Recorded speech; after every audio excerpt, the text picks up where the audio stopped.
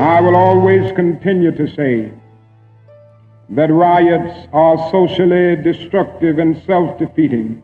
Get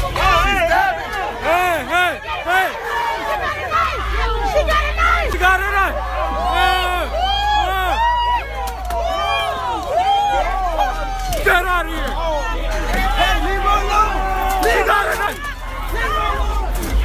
I'm still convinced that non-violence is the most potent weapon available to oppress people in their struggle for freedom and justice.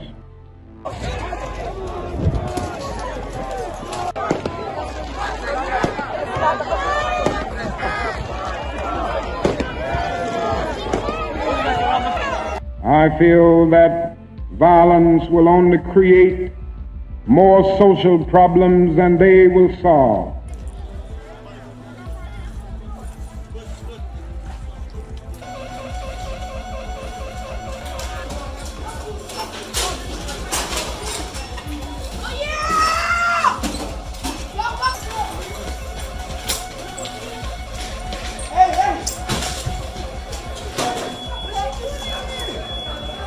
Do you think that race plays a part in wealth distribution, or either a mindset that you can't Today? or cannot? Yeah. No.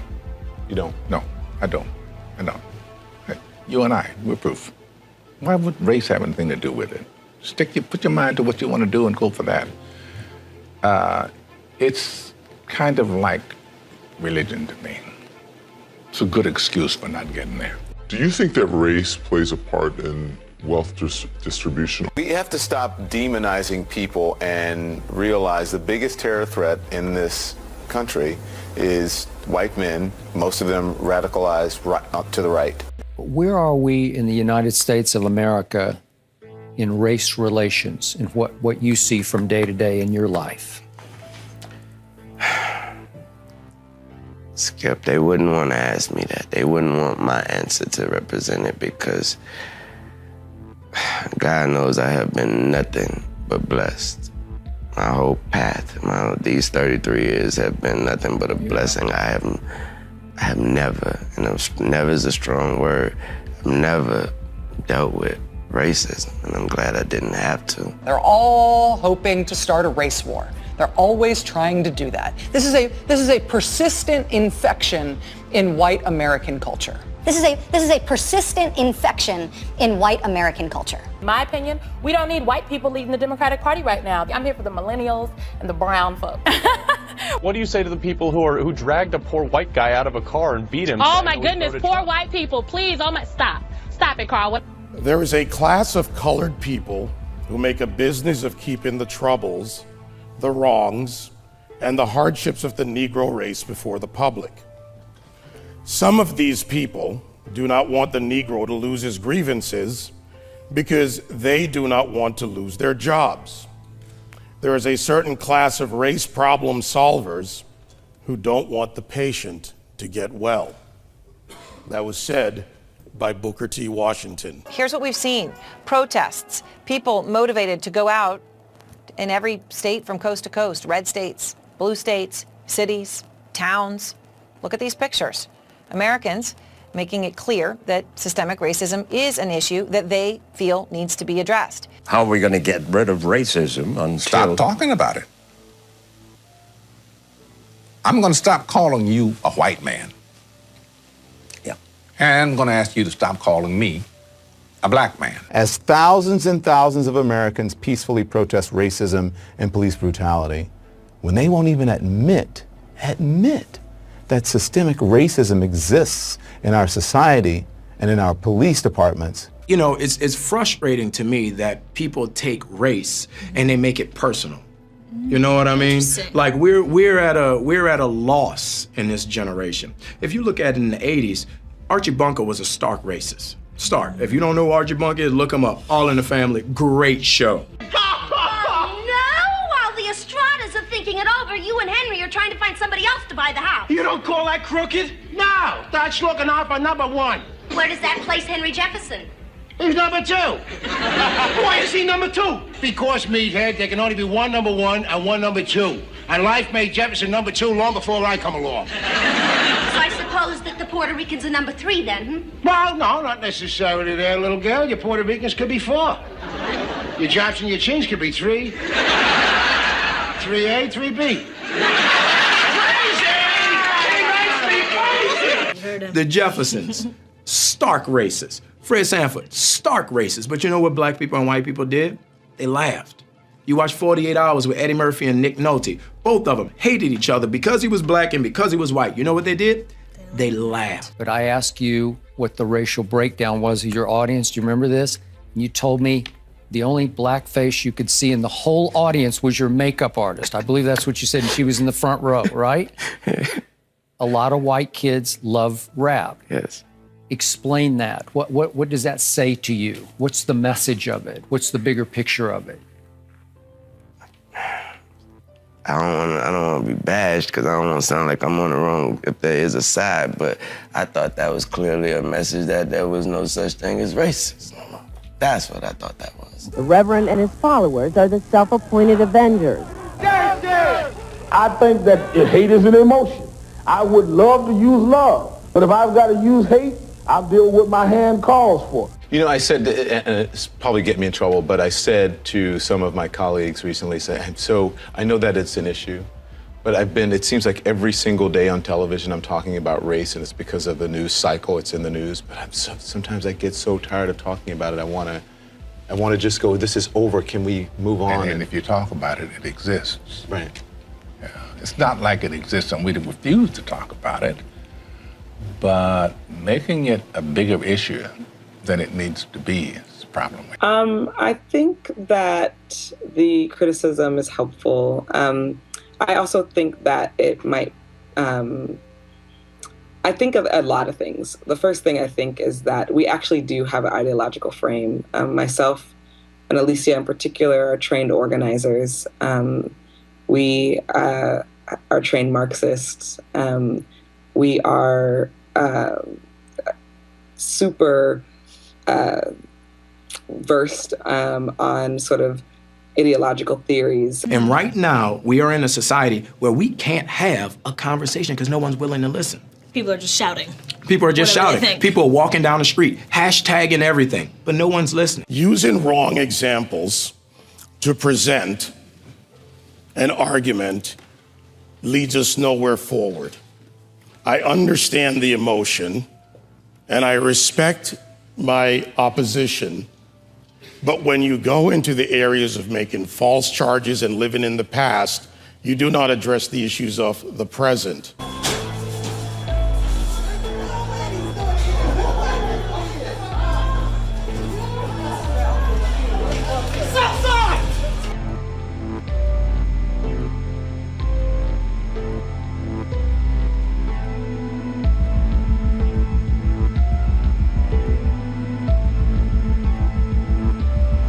I understand y'all upset, but like it was already said, I doubt y'all half as upset as I am. So if I'm not over here wilding out, if I'm not over here blowing up stuff, if I'm not over here messing up my community, then what are y'all doing? And you know, incarceration rates in America has been a problem, especially as opposed to minorities. And Roman delves into the issues around the legal system. Do you think we've made any headway in the I legal think it's more important to make headway in our own house. By the time the system comes into play, the damage is done. They're not locking up 7-year-olds. The breaking news as the George Floyd protests turned destructive in parts of Manhattan. This is just a snapshot of some of the damage the people will be waking up to in Soho. Through the night, protesters smashed into luxury stores, stealing items and clashing with police. In the 1960s, 80+% of blacks were two-parent homes. Today, that is reversed completely the other way. I was in Chicago a couple of 3-4 weeks ago, and we saw these little kids on bikes with masks on the side of their head, like 5 or 6 of them. And the driver said, yeah, they're little yummies. I said, who? He said, little yummies. Look up, Google Lil Yummy. Lil Yummy was an 11-year-old murderer. Wow. And you look at his picture, you'll see the headshot of him, and he's like this. And he got murdered at 11 by a 14-year-old. Wow. Who's doing life now, and a 16-year-old. That makes no sense. You blame the system? Where was his father? And check out some of the destruction left behind. You see this police car right here that was torched amid those protests. We're standing outside the Bloomingdale's on Broadway right now. No one wants to talk about perception when it comes to racial profiling. No one wants to talk about stereotypes when it comes to racial profiling. Blacks are convinced that the #1 issue facing the country right now is social justice, racist white cops, discrimination, systemic racism, microaggression, whatever new word they come up with, and it's a bunch of nonsense. Rioters smashed windows all along Broadway, Spring and West Broadway. High-end stores like Gucci, Versace, Tory Burch broken into and looted. This is what I know. I'm a certified scuba diver. My first day of class, they told me this. When you're in shark-infested waters, everything in that water is considered a threat until proven otherwise. If it's a guppy, it could be a shark until you know it's a guppy. And I think as black men, we need to realize we're in shark-infested waters. And if we don't sit our young men down and we don't talk to them about perception, and we don't talk to them about stereotypes, we're doing them a huge disservice. Finding areas where police are not present and causing chaos. We did see some protesters try to confront the vandals. One man even discharged a fire extinguisher, obviously to no avail. There is damage everywhere you look. Honestly, it looks like a war zone. It starts in the house. It starts in the home. And yeah, well, my father got locked up. Well, where was his father? Yeah. You know, like I did talk about my 3 closest friends, and they did, 15 to 25. One did 28, this and that. I was the only one of the 3 that had a father in my life, even though my parents were together. But I still had a father who was a gentle man and a good example, and they didn't. We can blame the system if we want, but they didn't lock any of us up at 7. Yeah. We were all doing enough to get locked up at 13. My parents sent me in another direction. They didn't have anybody to help them, and they kept doing what they was doing, and the system got them. So I don't, the system is rigged, but why? All the more reason not to help it. Looting now underway in Beverly Hills. Mayhem in Beverly Hills as looters storm the luxury clothing store Alexander McQueen and make off with thousands of dollars worth of goods. The #1 problem domestically facing this country is a breakdown of the family. And President Obama said it, I didn't. A black kid, or a kid, not just a black kid, a kid raised without a dad is 5 times more likely to be poor and commit crimes, 9 times more likely to drop out of school, and 20 times more likely to end up in jail. So you're far more likely to end up in jail without having a dad than you are because of a white racist cop. In upscale Santa Monica, devastating destruction as the looters attack business after business. Hey guys, you see this? Extraordinary footage shows a woman using her body to try to stop looters, one armed with a hammer, from smashing their way into a sporting goods store. She's violently pulled away in this dramatic footage shot by Fox 11 in Los Angeles. Despite her efforts, looters make off with bicycles and backpacks. Half the homicides in this country are committed by and against black people. Last year, there were 14,000 homicides, not talking about suicides, I'm talking about homicides. Half of them were black, 96% of them black on black of that 7,000. Where's the Black Lives Matter people on that? We stand at a critical point in history. Give black people their rights, or we will burn this country to ashes. Or we will burn this country to ashes. What happens with young black men, everything is susceptible to the question of your manhood. And what's going on in these streets ain't got nothing to do with my manhood.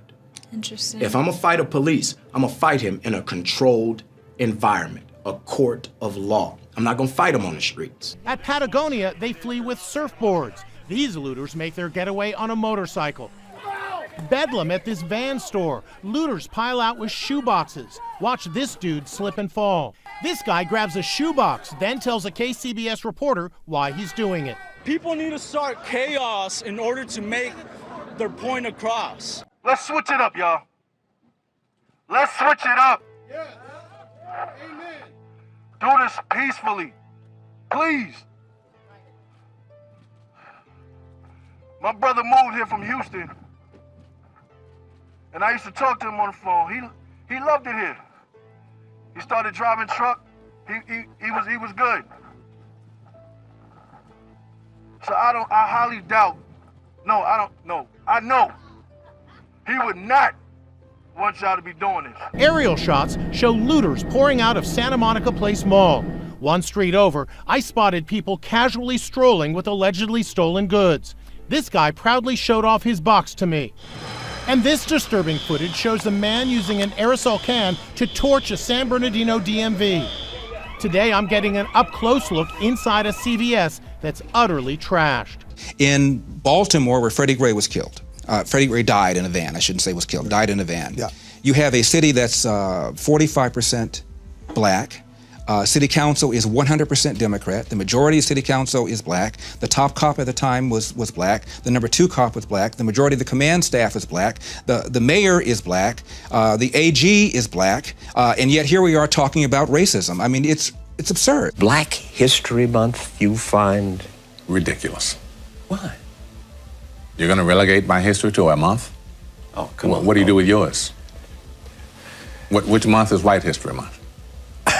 No, well, come on, tell me. Well, I'm Jewish. Okay, which month is Jewish History Month? There isn't one. Oh, why not? Yeah. Do you want one? No. I don't either. I don't want a Black History Month. Black history is American history. Abraham Lincoln, as my colleague said, fought a war to preserve the Union. That republic allowed for the people of the United States, under our Constitution, to amend it, therefore removing slavery, and then moving forward to the Voting and Civil Rights Act, and also the suffrage movement for women. At that same time, and you would say it as strong as anyone, it's no excuse for bombing and destroying your own neighborhood.